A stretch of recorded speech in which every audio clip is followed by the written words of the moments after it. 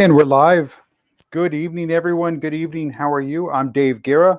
That's what the name says right down here. And those three letters mean Masters of Business Administration, MBA. So good evening. How are you? How's it going? Yeah, I got a question not so long ago as to what do they mean? And so that's what they mean. That's what they mean. Exactly. Yeah. Yep. Got my bachelor's and then went on and got my master's. So that's exactly what it means. And I hope you're getting yours. And if you're not getting yours, that's okay too. It's not a requirement in life. It's not. It really isn't. What it is just, your goals are your goals. You go the direction you want to go. You go the path you want to take. You take it. You own it. You don't have to listen to anybody else's what they recommend because, listen to those that have already done it, and don't listen to those that haven't done it. And they recommend you do this. They recommend, but if they haven't done it, how can they recommend it? It's like that nine out of 10 doctors recommend Colgate. Well, that's what I'm getting at. It's like, well, maybe that 10th one didn't like Colgate, he liked Crest. So you ever stop to think about that? What does that last one do? Well, the same thing in life. It's like, whose advice you're going to listen to? Let's say in finances, whose advice you're going to listen to? Somebody who's broke all the time or a millionaire? Something to think about, because trust me, it's the same thing goes with buying a car. Do you go to your clergyman to buy a car, or do you go to your car salesman?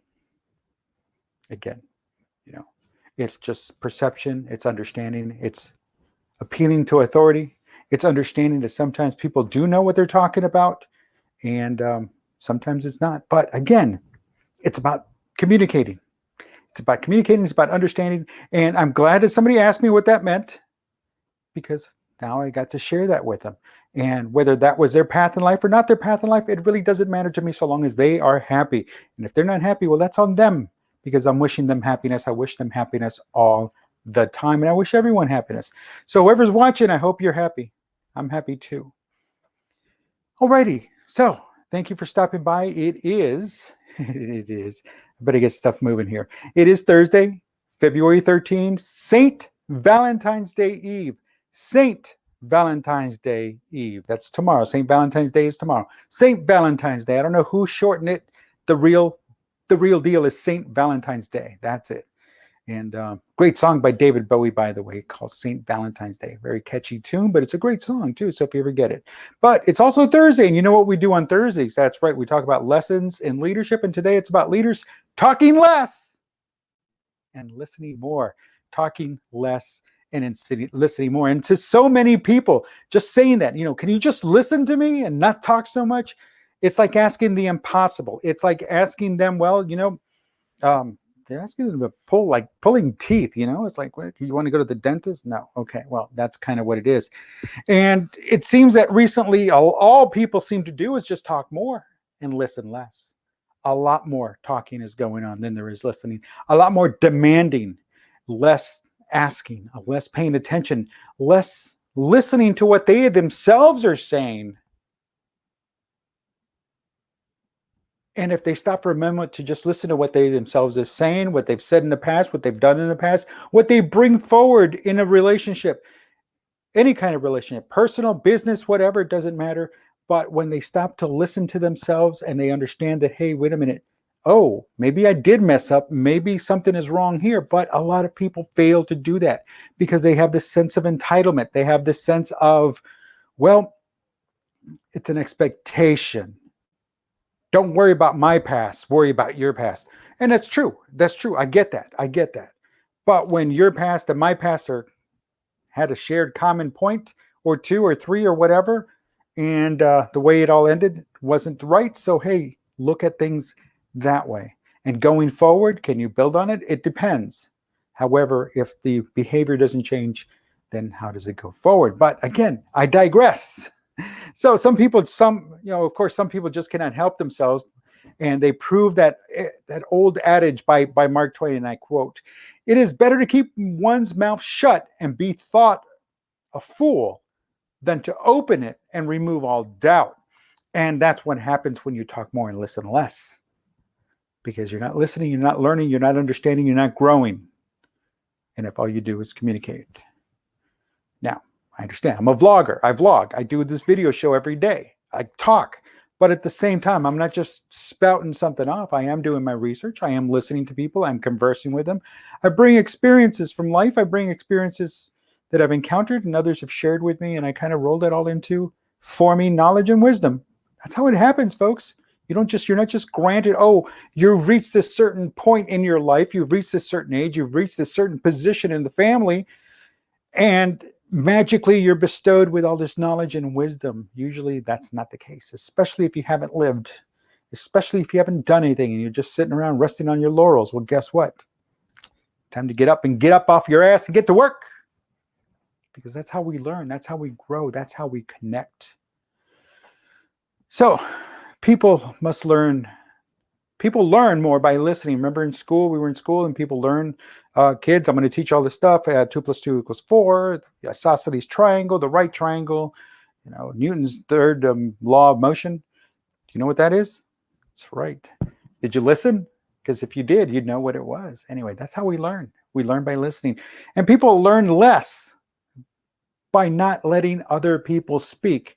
We learn less by not letting others speak. People learn less because they don't follow the 5th habit of the 7 habits of highly effective people, and that is seek first to understand and then be understood. So listen to people talk, listen to what they've got to say completely and understand them. Because once you understand them, you get to feel good around them. That's my thing. I like that. I really do. And I say it, I don't say it all the time, but I say it, once you get to know me, once you understand me, then you'll feel good around me. But if you choose not to understand me, oh, well, I've known him for the first something years of his life. Well, you know what? What about the other years of his life? Do you know me now? And I take this, speaking of knowing people, the one person you should always know is your doctor, and your doctor should know you. However, the chief complaint from patients regarding their doctors, and this is proven, it's scientifically proven. There's been surveys, there's been observations done. That's right, that doctors do not listen to their patients. On average, this is between 18 to 23 seconds of the patient talking that the doctors interrupt. They cut right in. They get bored. They don't want to hear it. They know more than you. They went to medical school. They'll tell you how you're feeling. And I see that. How that also spills out into other individuals that are not in the medical profession. It spills out. And I get it and I understand it. But it's also nonsense. Because if you're a patient and you've got this chronic pain and it's over here on your left side and it's in your abdomen, upper abdomen, just below your rib cage, something really truly doesn't feel right there, and you're explaining it and you're starting to, well, I was over here, I was doing this, I was doing this, I was doing that, and all of a sudden it hurts. And before you even get to the point, your doctor's already interrupting you. How is that enough time to get to the heart of the medical issue, of the complaint? They're not listening.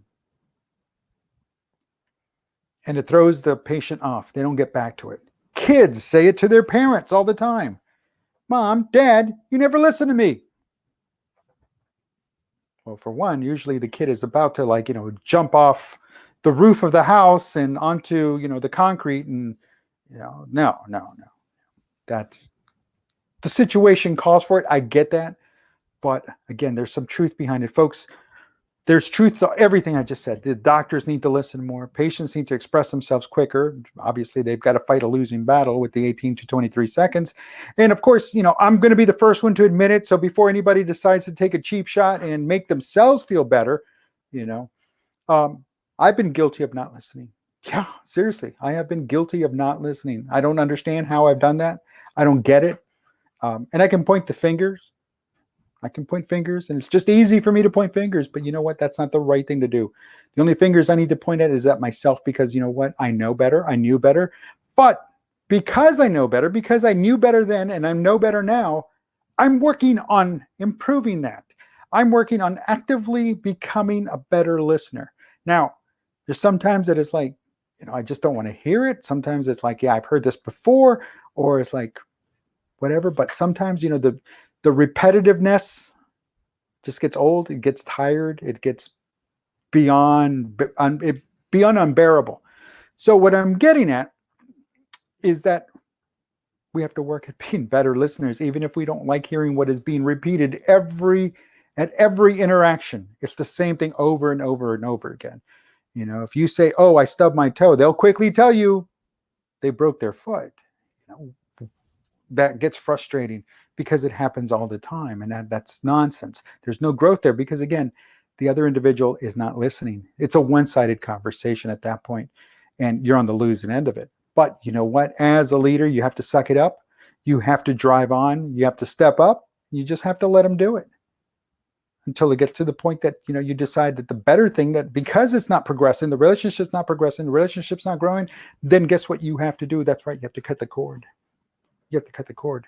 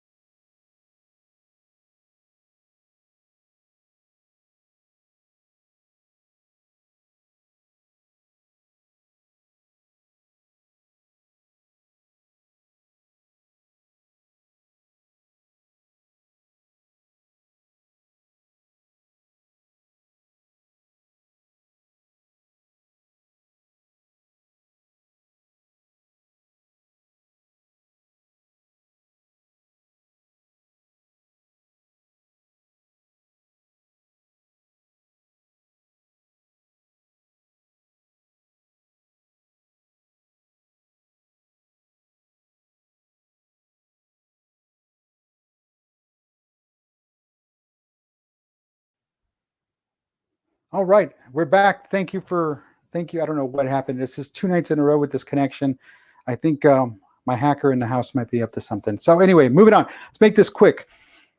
So we have to consciously work at it. It is a soft skill. It's a soft skill we have to master. It's a soft skill that we may never master, but it's a soft skill that's going to give you those instant, automatic, quick results, especially in a world where we want that quick,